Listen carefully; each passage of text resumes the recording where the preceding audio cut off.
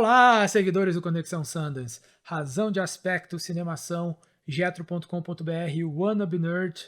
Estamos aqui, quarto dia do festival, dessa vez descansado, porque estamos fazendo o festival de casa.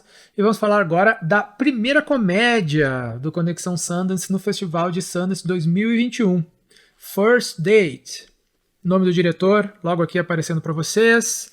É uma comédia que tem aquela nostalgia oitentista.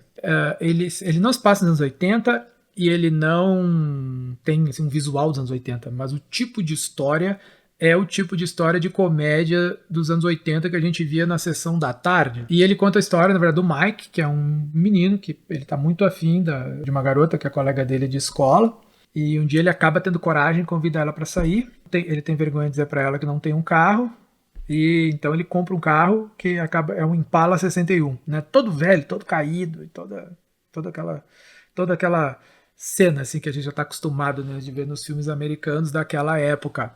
Ele compra o carro e acaba sendo parado pela polícia, então começa uma série de aventuras e desventuras, porque o carro, na verdade, tem um stash, tem um carregamento de drogas, então tem uma série de traficantes que estão atrás desse carro, e policiais que estão atrás desse carro, e outros traficantes que estão atrás desse carro porque querem o carregamento de cocaína que está no carro, e mais o vendedor do carro que é sequestrado porque não sabia que tinha um stash de drogas naquele carro. Certo?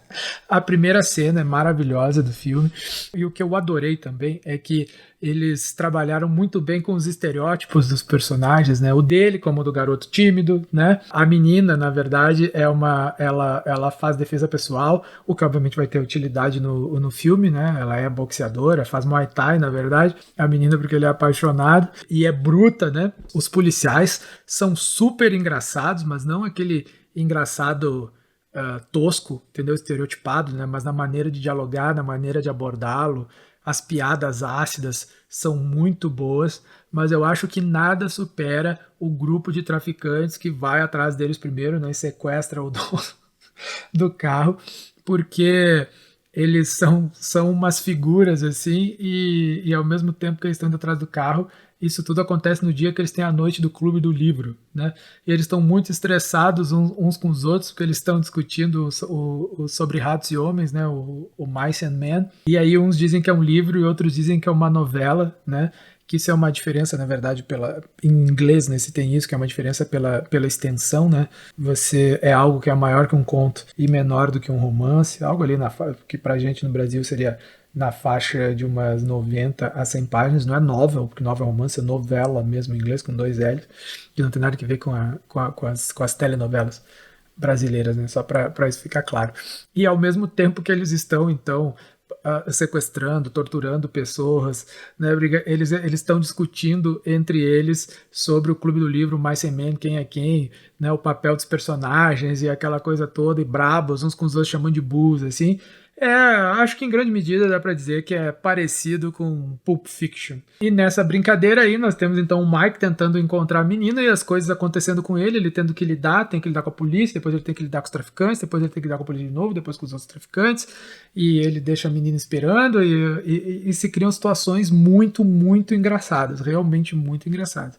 Mas o que deixa esse filme melhor, eu acho, é que ele é muito parecido com a espiã da Melissa McCarthy, nesse ponto, né? Por quê? Porque ele é uma comédia, mas quando a violência acontece, ela acontece de verdade, entendeu? A violência não é uma violência escrachada.